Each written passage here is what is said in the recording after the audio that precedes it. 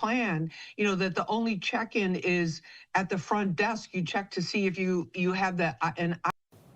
Live from Chicago, this is Fox 32 News Sunday.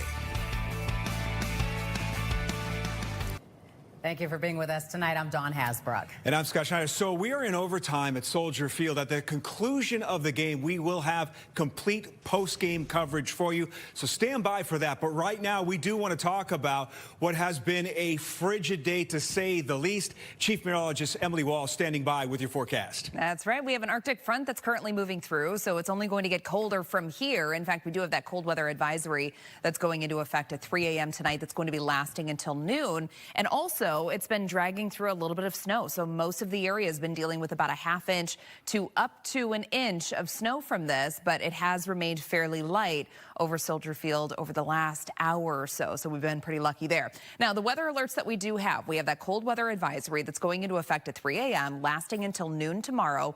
And this is for wind chill temperatures that are going to be as cold as 20 to 25 degrees below zero by the time you're getting your day going tomorrow. So this is a look at your wind chill temperatures around daybreak, feeling like 20 to 25 below. We keep that going all the way through the middle of the day. And then finally, going into the afternoon, those winds, they're going to begin to subside a little bit, but your high temperatures tomorrow, they're not going to be much higher than the upper single digits. And your wind chill temperatures are not going to feel better than about 10 to 15 degrees below zero. Dawn and Scott.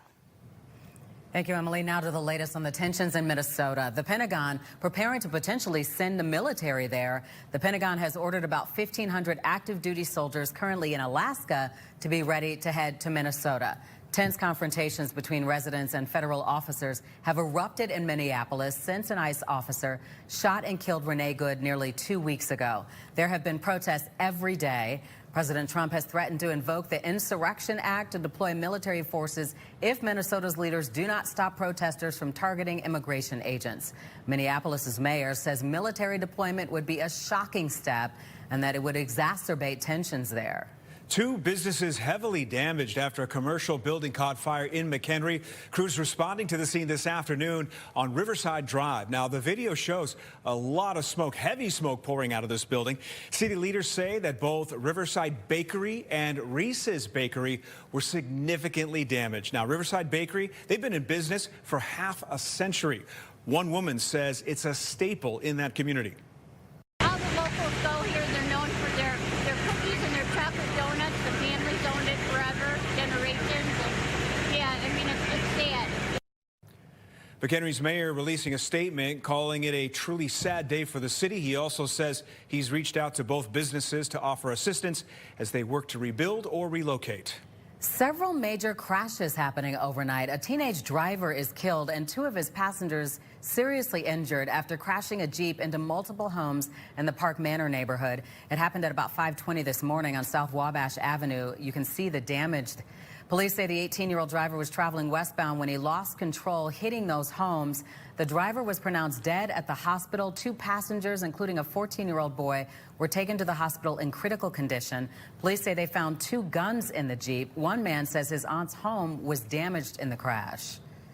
All I saw was this car here. I guess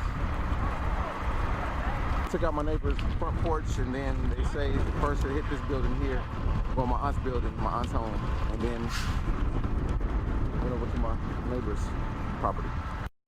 Police are looking into what led up to the crash. A woman is dead following a crash early this morning. It happened on South DuSable Lakeshore Drive, according to police.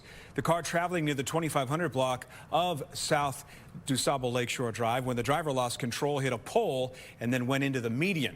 Officers say the woman sustained traumatic injuries from the crash, rushed to the hospital where she later died. She was a passenger in that vehicle. The driver and 3 other passengers also taken to the hospital. All are expected to survive.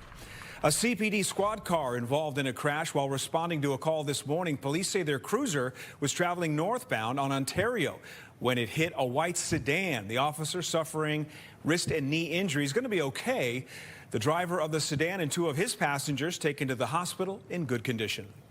A man is arrested in connection with several armed robberies and burglaries in the city. Police say 20-year-old Brian Pride committed all these crimes in less than 2 hours on January 3rd. They say he first robbed a 35-year-old woman at gunpoint in the 2300 block of West Chicago Avenue. Police say he then went to a business on North Ashland and robbed a 40-year-old and 52-year-old man at gunpoint. Investigators say Pride broke into a business on North Lincoln and North Broadway where he took property and money. He has been charged with 3 felony counts of armed robbery, 2 felony counts of burglary.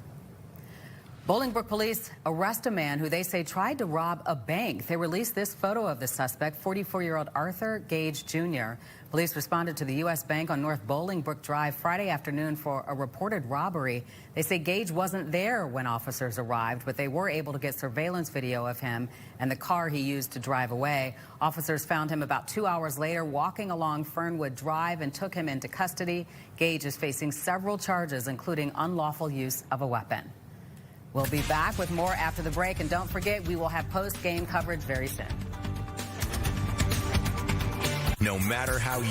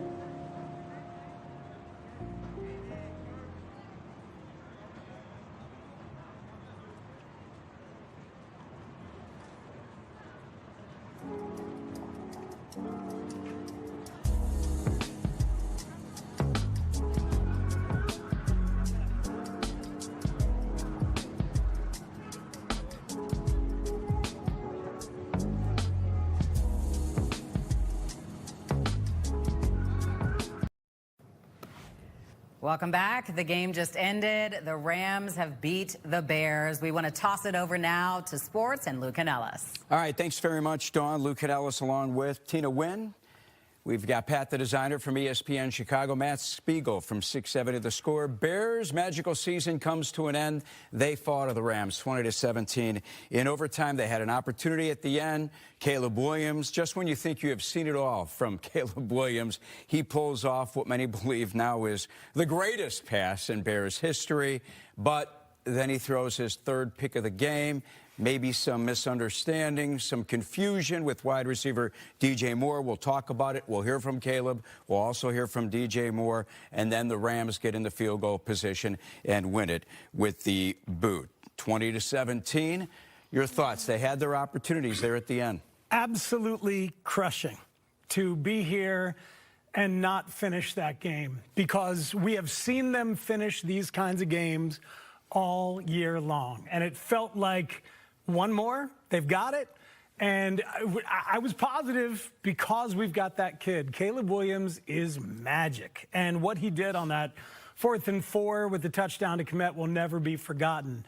And then as they're driving before the interception, I'm thinking, here we go. And they were literally 1 first down away, maybe 15 yards away from range at most.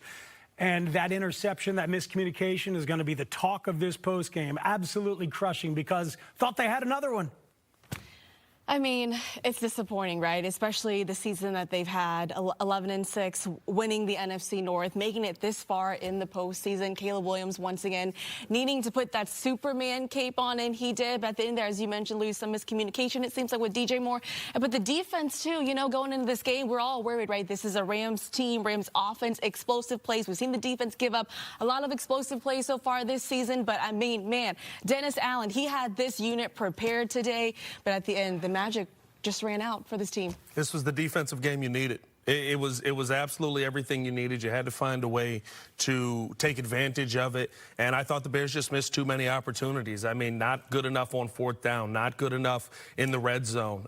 You had multiple opportunities to score touchdowns to put this game away. If you were going to play like that, take the points, right? Like that's going to be the conversation probably of the rest of this week and heading into the offseason. You had opportunity after opportunity, and you got to a point where in overtime it felt like, listen, just go down there and make enough plays to get the job done. Go all out in this moment. I think there's some questions on if we saw enough all out at the end of that. I got to say, I thought that Ben Johnson had a really rough game situationally with some of the decisions about whether to go for 3. He didn't realize this game was going to feel like it did, until it was a little too late, and he missed some chances to go for 3. But also, I counted 4 different times in short yardage where he did not put the ball in Caleb Williams' hands.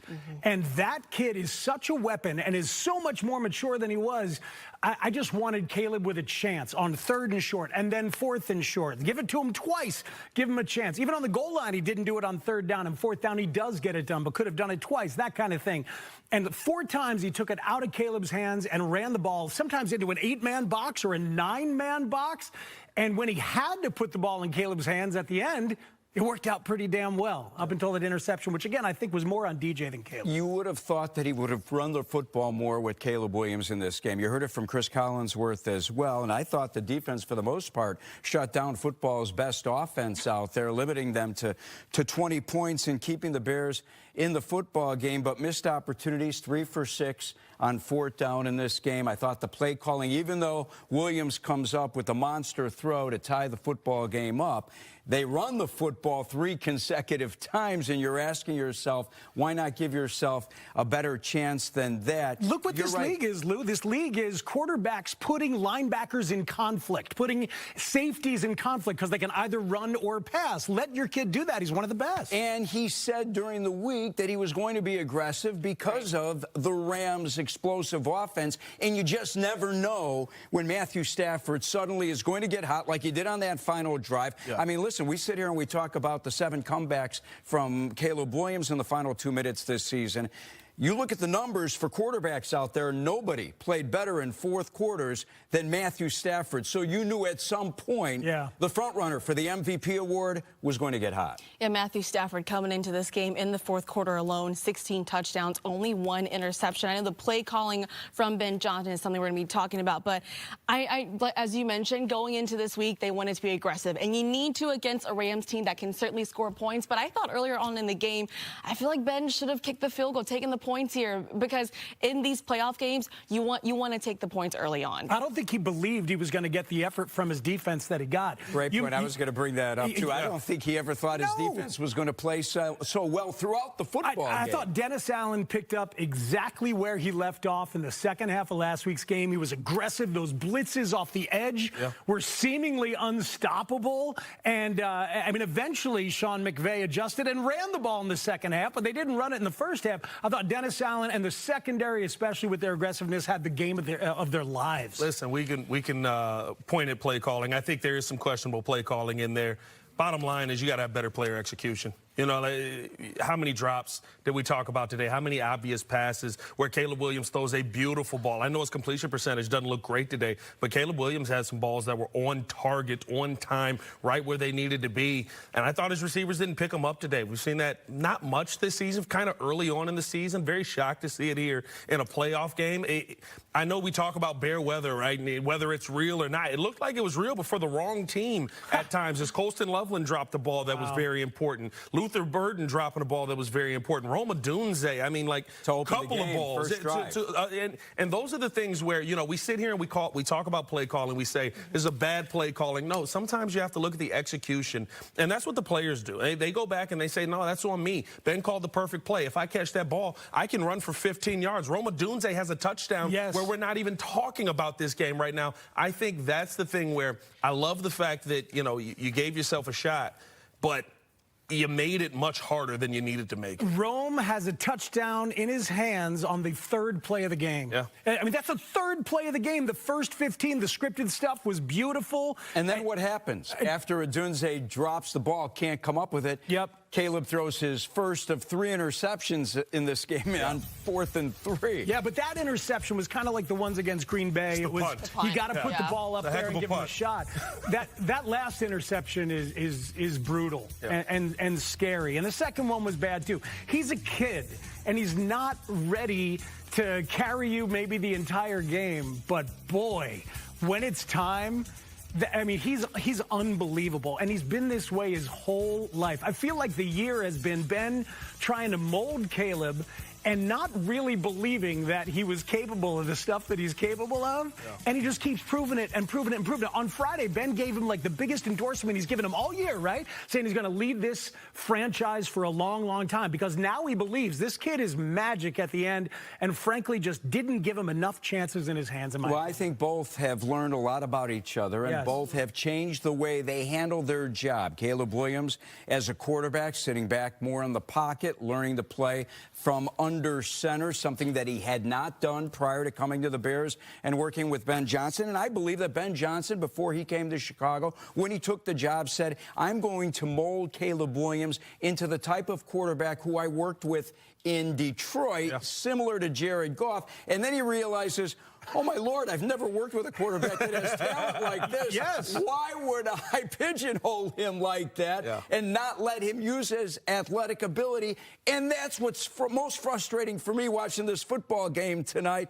I wanted to see more of Caleb, like you said, Matt. Ball in his hands. If you need to, run for a first down, roll out, find men that are open, and we didn't see enough of that. This is how the playoffs work. Jalen Hurts won a Super Bowl doing that last year. Even with all their skill guys, it was Jalen Hurts making plays. Josh Allen has gotten the Bills close every year doing that. Mahomes, etc. Caleb is ready and didn't have enough chances. It felt like a weird game because they were so efficient, right, on first and second down to set up, third down on third and short, and then Ben, you know, calling those run plays, and it seems like every time the Rams are stuffing you there. What are you doing? Why are you not right? We're having Caleb Williams roll out there, play action, and all that stuff.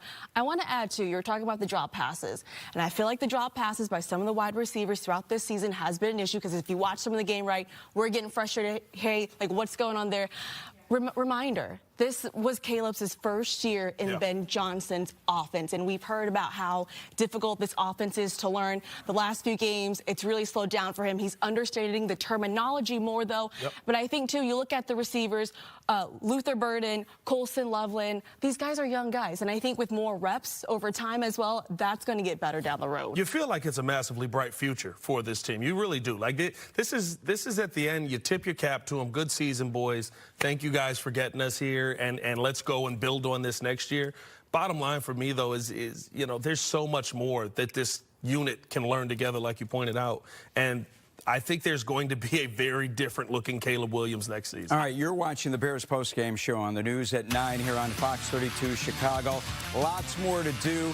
Keep it right here. As soon as we hear from Caleb Williams and Ben Johnson, we will roll those comments to you. Also, Cassie Carlson, she's at Soldier Field. She is going to go inside the Bears locker room for player reaction. And coming up after a timeout, if no one's available yet to us, it's time for Who's Your Dog?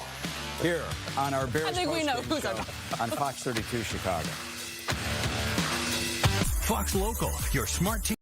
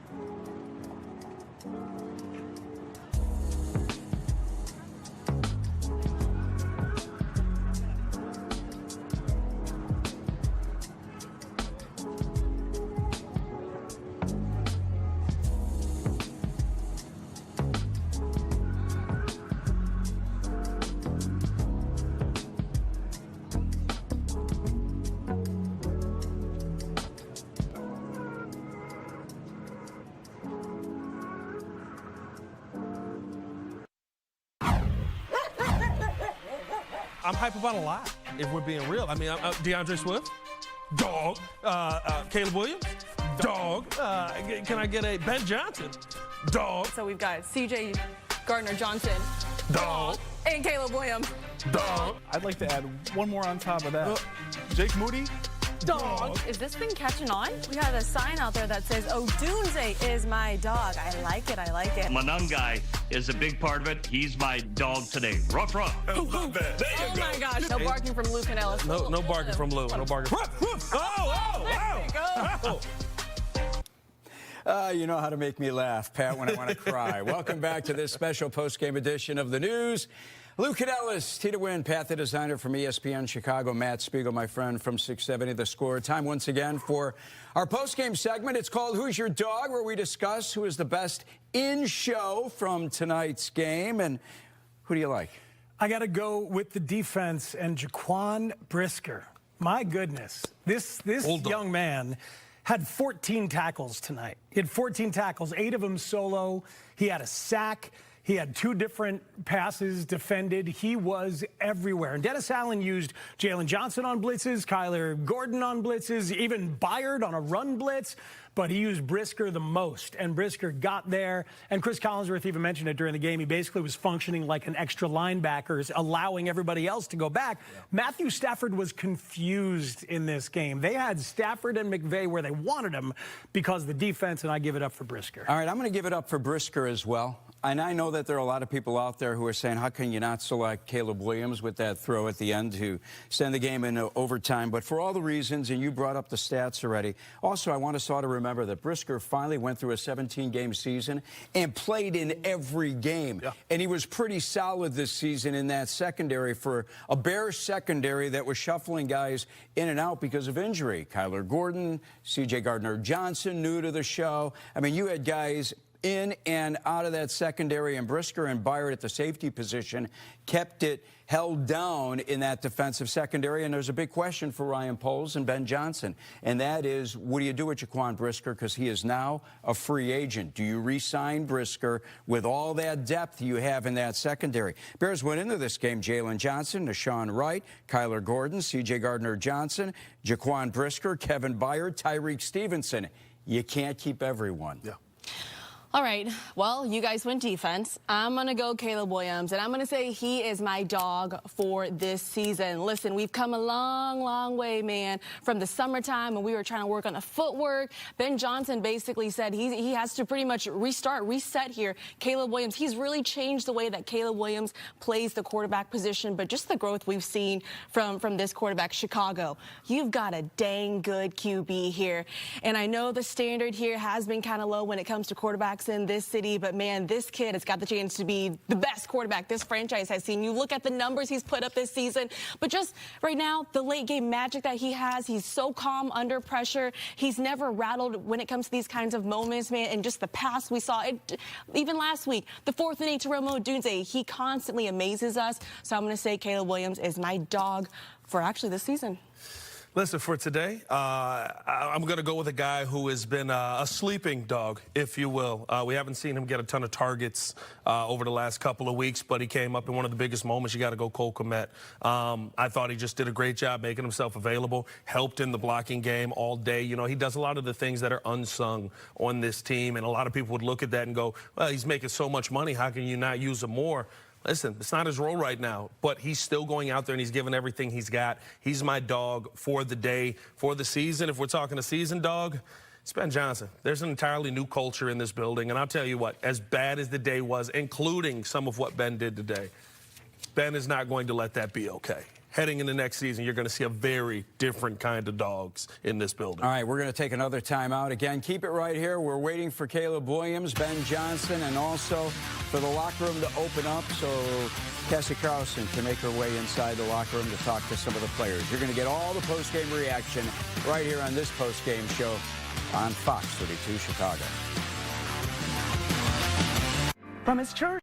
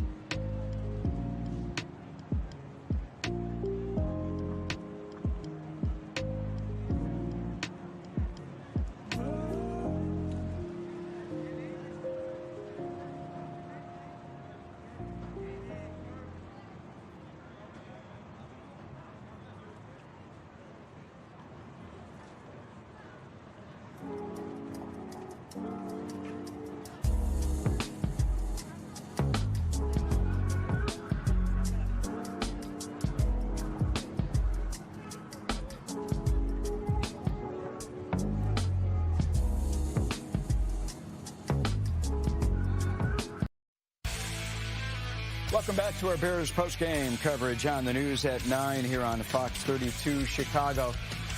We are told that the media has just been let inside the Bears locker room. So as soon as we are able to bring you some interviews from inside the locker room, we will bring them your way. Our scores around the league are brought to you by your Chicagoland and Northwest Indiana Kia dealers. Visit Kia.com to discover movement that inspires. Other half of the NFC title game decided last night. Seahawks blew out the 49ers 41-6. It'll be the Broncos and Patriots for the AFC title game. Denver will have to go the rest of the way without Bo Nix. Broke his right ankle in last night's overtime win over Buffalo. Keep it right here. We're going to be right back going inside the Bears locker room on Fox 32 Chicago. You're starting to like it here.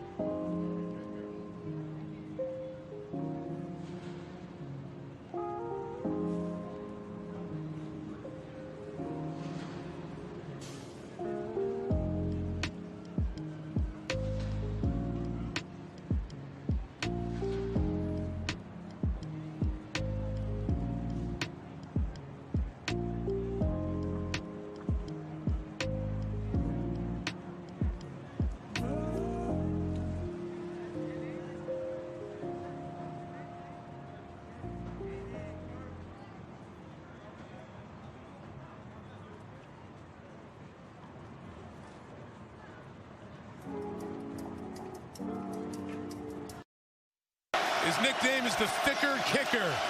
It's never been a thicker pressure moment to send the Rams to the championship game. Nevis from 42 online, and it's good! And the Los Angeles Rams go to the championship game with an overtime win in Chicago. Bears' final game of this Team of Destiny season. Harrison Mevis knocking through the winning field goal for the L.A. Rams, 20-17 in overtime. Welcome back to our postgame show here on Fox 32 Chicago. The news at 9. I'm Luke Cadellis. Tina Wynn is here. Matt Spiegel from 670 The Score. And Pat, the designer from ESPN Chicago. We're awaiting some of the interviews to come outside of the Bears locker room with Cassie Carlson. As soon as we get them, we will roll them your way. Also, as soon as Caleb Williams and Ben Johnson step to the podium, we will hear from them as well. Our Bears discussion brought to you in high definition by Xfinity, introducing the 5-year price guarantee, one consistent internet price for the next 5 years guarantee. During the commercial break, we were talking about how emotionally crushed we are here on set. We are all huge supporters of the Bears.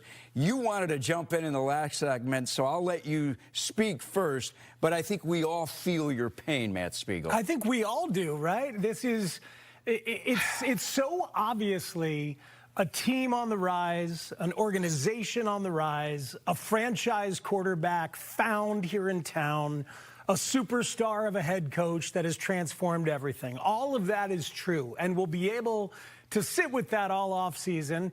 And by the way, we beat the Packers last week, and that was awesome, and that's going to feel great all off season as well.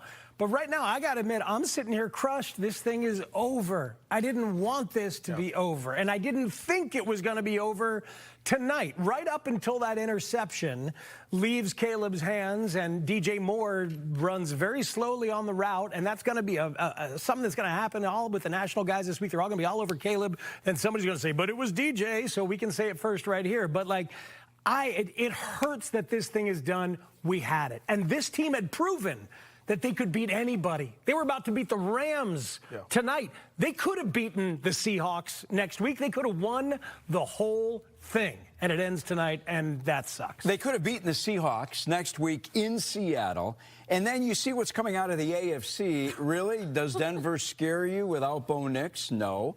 I think the New England Patriots are a fun story to watch with first-year head coach Mike Vrabel and Drake May, who was in the same draft as Caleb Williams. But you're exactly right, Speaks, and that's what hurts most, because you were so close. You had an opportunity. You were literally 12 to 15 yards away from getting into field goal range for Cairo Santos to win it, and it's never going to happen. And how many years are we going to be in this position? I know it feels like we'll be here a lot, but Dan Marino got there once. You know, like, sometimes it's a hard sport, man. I hope they'll have more chances, but we definitely had a chance. Before I let you two jump in, Cole Kmet just finished meeting with the media. Let's hear what he had to say. Yeah, it sucks. I mean, it was just a lot of work and a lot of time that we put in, going all the way back to April, and with one goal in mind. And you know, when you don't get to that, it really sucks. And I mean, it's just such a great team to be part of this year, and it just sucks it had to end. Yeah, I mean,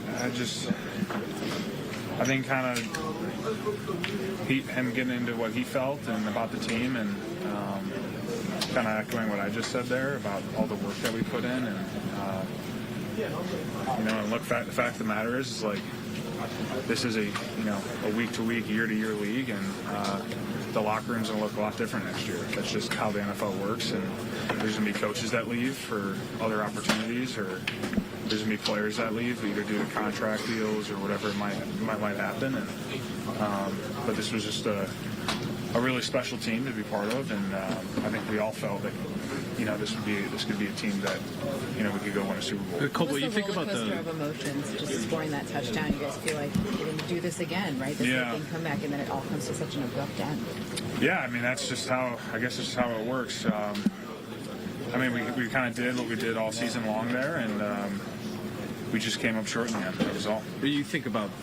I know you said there will be changes, but the core of this team, I mean, with Caleb coming back, and a lot to build off from this season. I'm sure. Yeah, that's got to be exciting. I understand, but the work we put in is for this year, not for next year.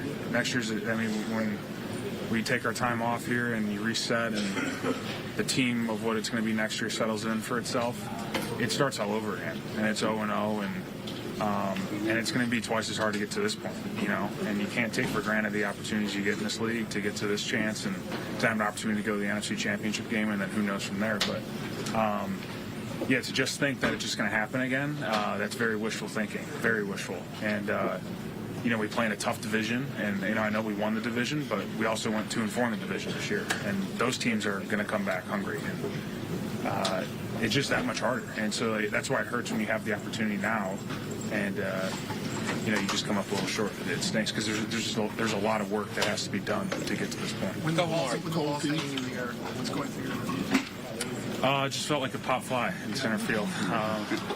Yeah, and a lot of those DBs have a tough time tracking. I don't know what happened to the guy kind of guarding me a little bit, but yeah, it just felt like a pat and go situation that we do every Friday, and felt like a pretty easy pitch and catch, and kind of felt like it was in slow motion. Can't believe Caleb again. I mean, just some nutty throws that he can make, but yeah, I was obviously glad to send an overtime there, but sucks to come up short. Cole Kmet meeting with the media, and something I thought that was really interesting that he just said was thinking that it's going to happen again. There are no assurances that this team will be in this position again. And he didn't clearly want to talk about next year. It was about the work they put in this season. And I can't tell you, we do a show called First to North here on Fox 32 Chicago every Tuesday night at 9:30, where I have an opportunity to sit and chat with Dan Miller, for example, the voice of the Lions, who works at Fox 2 in Detroit. And Dan Campbell, head coach of the Lions, told his football team after they lost in the NFC Championship 2 years ago, I don't know if we'll get back here again. That's how tough the NFL is. So we can't take for granted, even though they have Caleb Williams, that the Bears are going to be in such a position where they'll be knocking on the door to go to an NFC Championship game sometime down the road. Yeah, Cole says very wishful thinking, and when you have an opportunity to win right now. And we know how the salary structure works in the NFL, too. Caleb Williams is on a rookie deal. That's a very special time when you're this good. For 2 more years. Yeah, for 2 more years for sure, but it'll get a little more expensive and then a little more expensive. And then once you pay him, it gets, the math gets hard too. So I want to believe what you've said, Pat, and I know that I will about the bright future. It's just hard for me to sit in it right now. You mentioned Dan Campbell and what he said there. That was an emotional Dan Campbell too. And again, you talked about Cole Kmet making the wishful thinking comment. I wrote that same exact thing down too right now. It's a locker room right now that's processing the sudden loss because you're disappointed. It felt like a field goal away from the NFC Championship, 15-12 yards out of Cairo Santos's range there, and then all of a sudden you see Caleb Williams, right? What you've experienced so far, Cole Kmet there, the pass, his first target, he gets the touchdown, the tie and going to OT. Right now it's just disappointing you're seeing that kind of reaction from this locker room right now. They're processing it. Yeah, listen, you have to still, the offseason you had this offseason, you have to find a way to have another one of those. You know how hard that is to do? Now, I do feel like with the combination that you have, with the coaches you have, with the GM that you have and what he found this offseason with the help of those coaches, you are going to be able to find some really good pieces. Remember, Dennis Allen spent a lot of this season coaching a defense that looks a lot more like a Matt Eberflus defense than a DA defense that we've seen more times than not. I think you're going to add a ton there. But you still got to get it right. You still have to make the perfect pick. You still have to find those guys in the draft. You still have to find a way to sign somebody to play opposite of Montez Sweat or bring in that premier pass rusher. That is a lot to ask in an offseason. And it's good to know, like we've said a ton, right, that you have Caleb Williams there. It makes it a lot easier to feel like you're going to come back and do this again, because when you have the quarterback in the right position, you can be a little bit more sunshine and rainbows. But I agree. I mean, one of the greatest quarterbacks of all time is Dan Marino. He got to 1 Super Bowl, and it was because they weren't able to put enough pieces around him to go win another Super Bowl. So you understand how tough it is, but I think you understand now the standard in that building has changed completely, and I appreciate the season that we saw from this team. I know that they don't feel it right now, and there's a lot of faces that won't be here next year. I've said all season with Ben Johnson in the building, your favorite Chicago Bear is probably not going to be your favorite Chicago Bear next year. But moving forward, you got to find a way to build on what you did this year and improve upon these moments that have put you down. This game was so winnable for you. And, yeah, I am a little excited about the outlook, but it is a gut punch for this game. I hope we all appreciate the season that Cole Kmet had as well, because when this franchise drafted Colston Loveland back last April, many of us thought that it might be the end of Cole Kmet in a Bears uniform. Carried a big contract. What are you going to do with 2 tight ends that can catch the football as well as they can?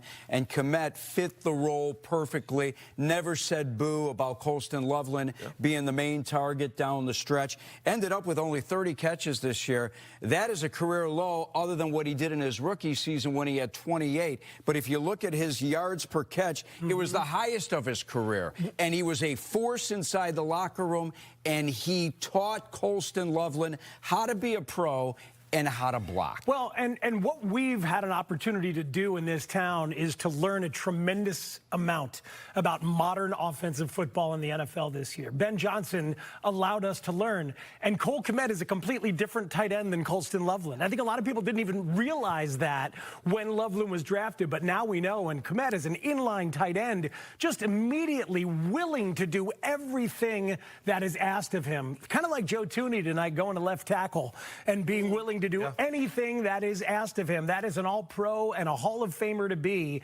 Ben has built a culture where these guys are like, okay, whatever you need, coach. I promise you guys are going to jump in after a break. Ben Johnson right after this on Fox. Join us.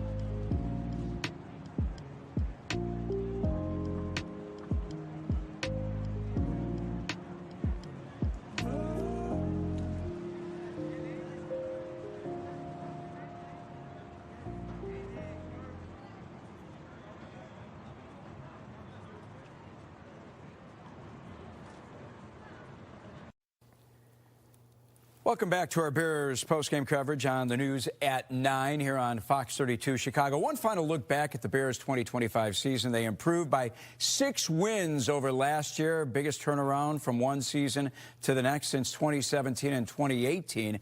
Offense went from dead last in the NFL last season to 6th this season, and the defense led the NFL in interceptions. Ironically, they did not have a takeaway in this football game, and we know how important the takeaways for the Bears were this year, because when the Bears had 2 or more takeaways in a game, they were a perfect 9-0. Speaking of giving up the football or taking it away, Caleb Williams today with 3 interceptions. First time he had 3 interceptions in a game since he was wearing a Trojan uniform for USC back in 2023 against Notre Dame. Tina.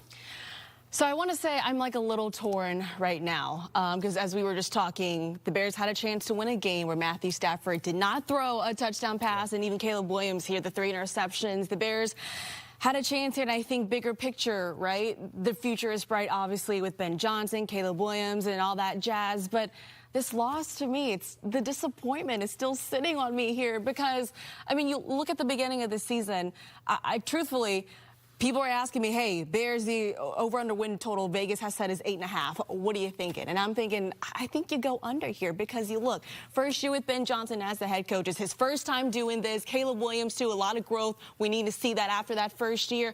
But then the way this team, the season goes on, the way they win these games, right, down the line, Caleb Williams, right, that Superman, Iceman, all that jazz, this team made you want to believe. And it was almost like this game. Something I've said throughout this season is we've yet to see them play 4 quarters of good football, and somehow they've just been able to put it all together. And tonight it felt like it was right there. You went out to grab it and it just evaporated. So I'm disappointed. I'm trying to process all of this.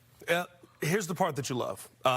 Luther Burden is a rookie. He's going into his second year. He's going to learn an offense and hopefully have a healthy offseason where he gets an opportunity to participate in camp. Colston Loveland's incredibly young. He looks like one of the best tight ends in football right now. Caleb Williams is going into the third year of his contract. He looks like one of the best quarterbacks in football right now. You've got a young offensive line moving forward. You've got a two-headed monster and a seventh-round pick that it's magical that you found. Like, I know it sucks that we lost this game, but it does not.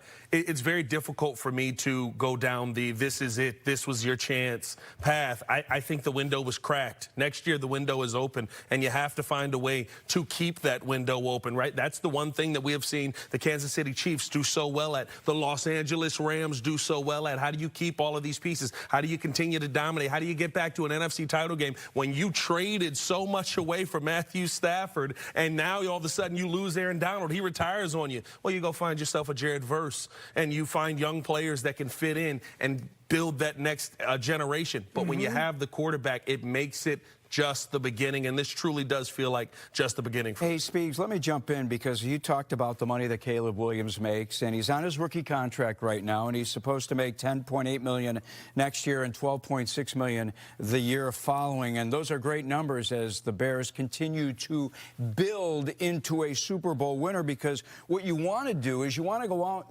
and win a Super Bowl when your quarterback is still playing on his rookie quarterback, or at least reach a Super Bowl. Patrick Mahomes did it. Joe Burrow did it in Cincinnati. Jalen Hurts did it. Brock Purdy did it in San Francisco. So that's the objective, okay, to do it the next 2 seasons so you can spend big money in free agency to fix the holes you have. I thought they did real well last offseason, and what we saw this season with the guys they drafted and selected in free agency and made trades for on the offensive side of the football. This offseason, they'll work on the defensive side of the football. They will, and I think they'll work on some offensive pieces as well. The best news is that you've got a head coach who's fully empowered in that building. He's making Ryan Poles better.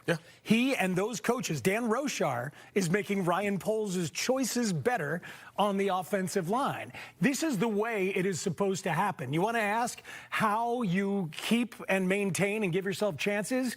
You let the head coach be the godhead of your organization philosophically, and you give him what he needs. That's what the Rams do for McVay. It's what the Chiefs do for Reed. It's what the Bears should and will do for Ben Johnson. And that is what the Giants are going to do for John Harbaugh, who just signed to become the new head coach of the New York Football Giants. Ben Johnson and Roma Dunze right after this here on Fox. Touches.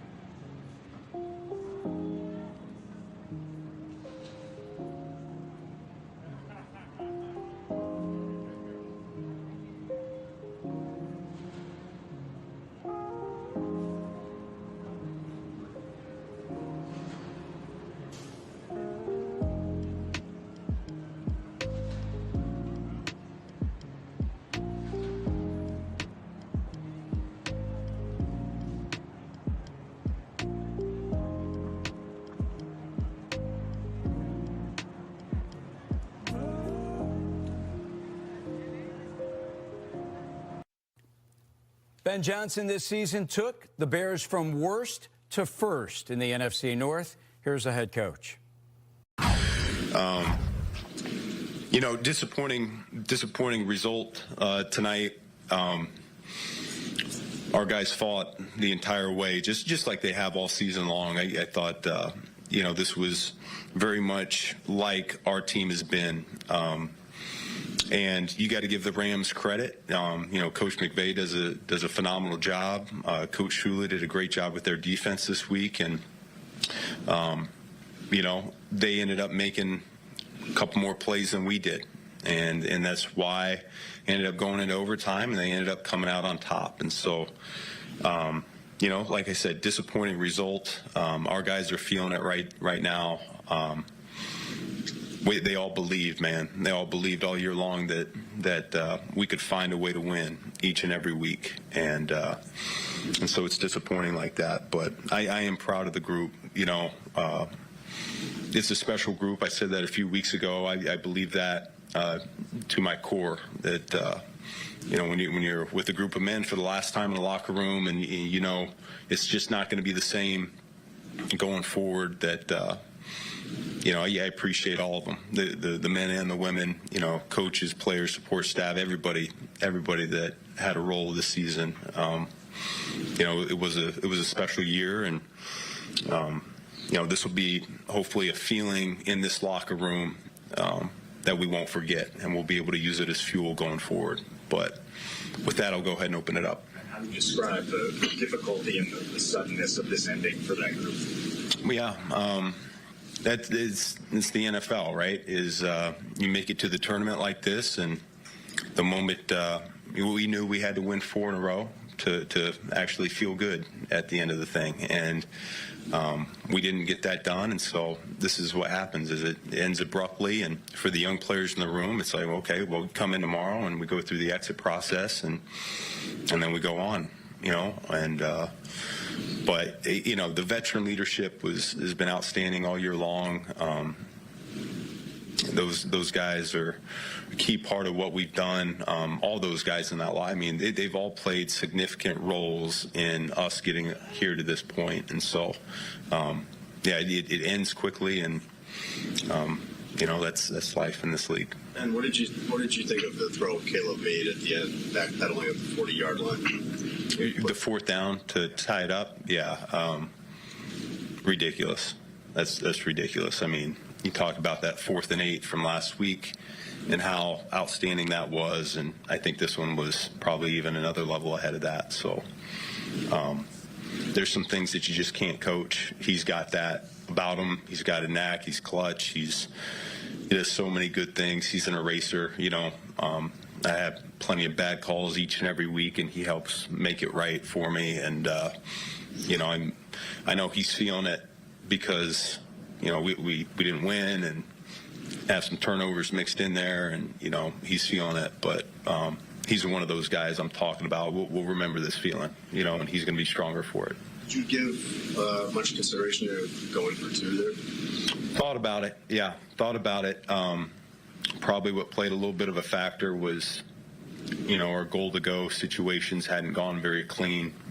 Our inside the 5 plan hadn't worked out quite like we had hoped, and so I just felt better about taking our chances there in overtime. And what was your viewpoint on the last interception from Caleb, both through his lens and the route that? You know, I'll have to see it. I stand behind the defense a little bit, so I did see space. I saw grass.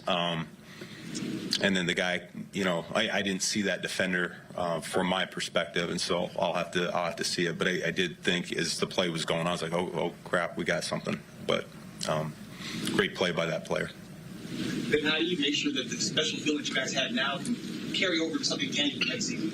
Yeah, I mean, that'll be something that next season's next season. I mean, it's a whole different group. It's a whole different chapter. It's you know, we'll have to write a whole brand new story. And so that's the thing about this is you put in all this work and you sacrifice and you trust the people around you, and you know, you can't take any shortcuts. So I wish I could say that this is momentum from year one. We'll take it. It doesn't work that way. It doesn't work that way. And honestly, I don't even want to talk about next year yet. There'll be a time and a place for it, but we're still hurting. We had a great opportunity here this year to make a name for ourselves, and I'm proud that we were able to get to this point, and still disappointed that we fell short. How do you assess what Caleb is right now, where you see these phenomenal plays that you can't coach, but you and him both talk a lot about a significant list of things where he can still improve and get a lot better? Yeah, I mean, he's gotten so much better over the course of the season. I can say that from being the play caller. The coaching staff would say that. I think his teammates would tell you the same thing. He's going to continue to ascend. His comfort level in what we were doing has gotten better each and every week. There's plays every week that go from us talking about over the course of the week, and he just brings it to life on game day. So I'm very encouraged about where he's at. I think we're going to be able to watch this tape